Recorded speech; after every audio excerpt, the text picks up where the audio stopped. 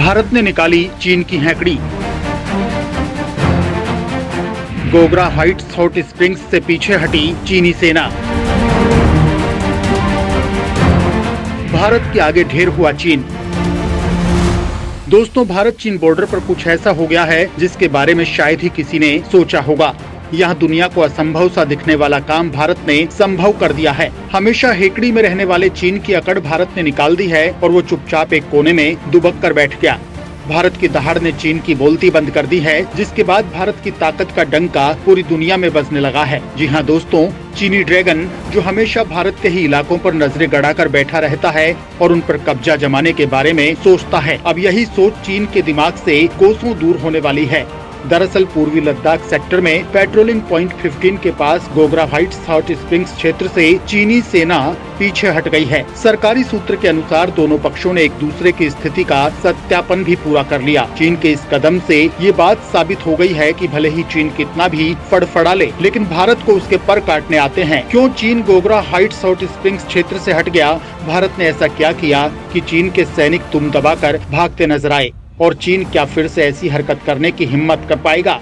चीन के इस कदम से कई ऐसे सवाल खड़े हो गए हैं। तो चलिए जानते हैं कि आखिर भारत ने ऐसा क्या किया कि चीनी ड्रैगन की हवा ही निकल गई। दोस्तों, भारत के दो ऐसे पड़ोसी हैं जिनके कारण उसकी सीमा पर हमेशा तनाव बना रहता है। पाकिस्तान के साथ जम्मू कश्मीर को लेकर विवाद है, तो चीन के साथ न सिर्फ लद्दाख बल्कि अरुणाचल प्रदेश में भी सीमा विवाद है। चीन भारत के हजारों किलोमीटर हिस्से पर अपना दावा करता है। अरुणाचल से सटी सीमा पर भी ड्रैगन अपनी ओर पक्का निर्माण कर रहा है। वहीं पूर्वी लद्दाख में तो चीन के साथ मई 2020 से ही तनाव बना हुआ है। पूर्वी लद्दाख की गलवान घाटी में भारत चीन की सेनाओं के बीच गतिरोध बढ़ने से दोनों देशों के बीच संबंध काफी बिगड़ गए थे। इस विवाद का अध्याय अप्रैल 2020 में शुरू हुआ था, जब चीन ने विवादित LAC के पूर्वी लद्दाख और अन्य इलाकों में बड़ी संख्या में सैनिकों और हथियारों के साथ मोर्चाबंदी की, जिससे गलवान घाटी, पैंगोंग त्सो और गोगरा हॉट स्प्रिंग्स जैसे इलाकों में दोनों देशों की सेनाएं आमने सामने आ गयी। इस गतिरोध ने 15 जून को हिंसक रूप तब ले लिया जब लद्दाख की गलवान घाटी में हुए संघर्ष में 20 भारतीय सैनिक शहीद हो गए। कई महीनों बाद चीन ने इतना ही माना कि उस झड़प में उसके 4 सैनिकों की मौत भी हुई थी, जबकि कई जानकार कहते हैं कि चीनी सैनिकों की मौत का आंकड़ा इससे कहीं ज्यादा था। सूत्रों का कहना है कि इस संघर्ष में चीन के 30 जवान मारे गए थे। LAC पर भारत और चीन के बीच कई सालों से कम 12 जगहों पर विवाद रहा है। पिछले साल गतिरोध शुरू होने के बाद 5 नए इलाकों में भी दोनों देशों का विवाद सामने आया है। ये 5 इलाके हैं: गलवान क्षेत्र में kilometre 120, patrolling point 15, patrolling point 17 और पैंगोंग त्सो के दक्षिणी किनारे पर रेचिनला और रेजांगला। भारत और चीन ने पूर्वी लद्दाख में जारी गतिरोध को सुलझाने के लिए अब तक कई दौर की सैन्य एवं राजनयिक वार्ता की है, लेकिन वो विफल रही। लेकिन अब दोनों पक्षों के बीच राजनयिक और सैन्य वार्ता के परिणाम स्वरूप कुछ इलाकों से सैनिकों को पीछे हटाने का काम हुआ है। इस साल फरवरी में दोनों देशों ने एक समझौते की घोषणा की, जिसके तहत उन्हें पैंगोंग त्सो के उत्तरी और दक्षिणी किनारे पर चरणबद्ध और समन्वित तरीके से तनाव को कम करना था। इस समझौते के बावजूद LAC के कई इलाकों में तैनाती और गश्त से संबंधित कई बकाया मुद्दे हैं, जिनका हल निकालने के लिए दोनों देश बातचीत करने की कोशिश कर रहे हैं। दोनों देशों के बीच गोगरा और हॉट स्प्रिंग्स, डेमचोक और डेपसंग जैसे इलाकों को लेकर चल रहा विवाद सुलझ नहीं पा रहा है। दोस्तों, भारत की चीन के साथ 3 हिस्सों में 3488 किलोमीटर लंबी सीमा लगती है। एक हिस्सा ईस्टर्न सेक्टर का है जो सिक्किम और अरुणाचल में है। दूसरा हिस्सा मिडिल सेक्टर है, ये हिमाचल और उत्तराखंड में आता है, जबकि तीसरा हिस्सा वेस्टर्न सेक्टर का है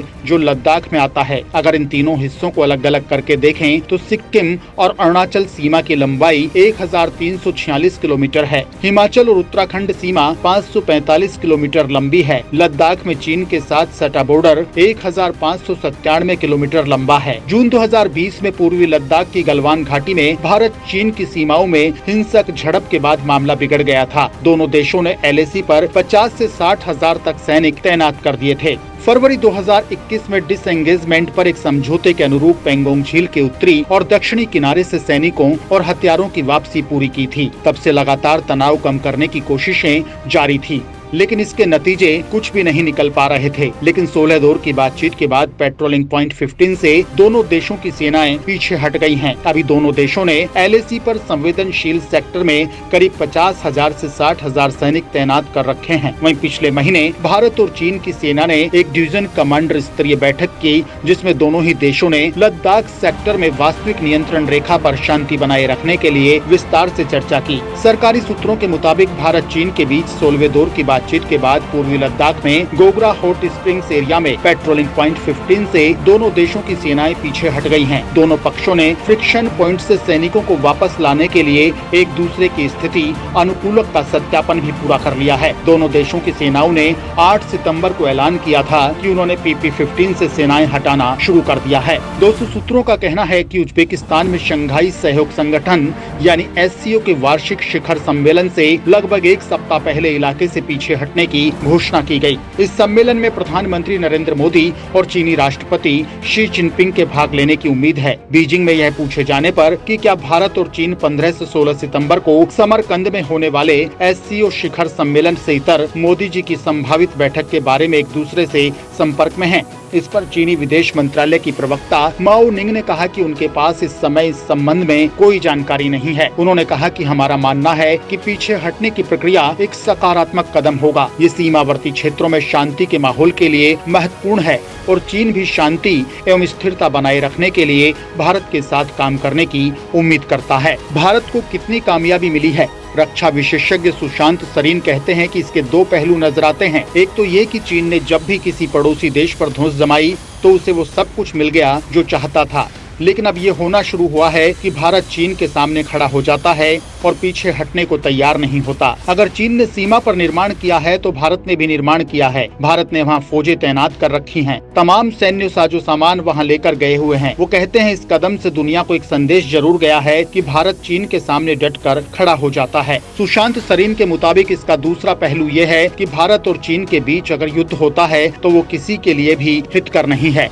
ऐसे में अगर इस तरह के हालात बनते हैं जिससे दोनों देशों के बीच तनाव कम होता है तो यह एक तरह की सफलता ही है। वो कहते हैं कि इन दोनों बातों के आधार पर इस कदम का स्वागत करना चाहिए। चीन के लिए दाव कितना अहम? इस सवाल के जवाब में विशेषज्ञों का कहना है कि ये शिकस्त जैसी बात नहीं है, लेकिन ये जरूर है कि SCO की बैठक उनकी पहल है और वो बिल्कुल चाहेंगे कि इसमें एक आमने सामने की बैठक हो। वहीं सुशांत सरीन मानते हैं कि चीन का ये कदम एक पत्ता खेलने की तरह है। वो कहते हैं चीन को लेकर जिस तरह का ध्रुवीकरण हो रहा है उसमें कह सकते हैं कि चीन की ओर से एक पत्ता खेला गया है कि भारत पूरी तरह से चीन विरोधी पलड़े की ओर ना चला जाए, भारत संतुलन रखे। सरीन मानते हैं कि फिलहाल चीन अमेरिका ताइवान से जुड़े मुद्दों पर ध्यान केंद्रित करना चाहता है और भारत के साथ तनाव को और अधिक बढ़ाना नहीं चाहता, इसलिए डिसएंगेजमेंट किया गया है। भारत चीन रिश्तों का भविष्य।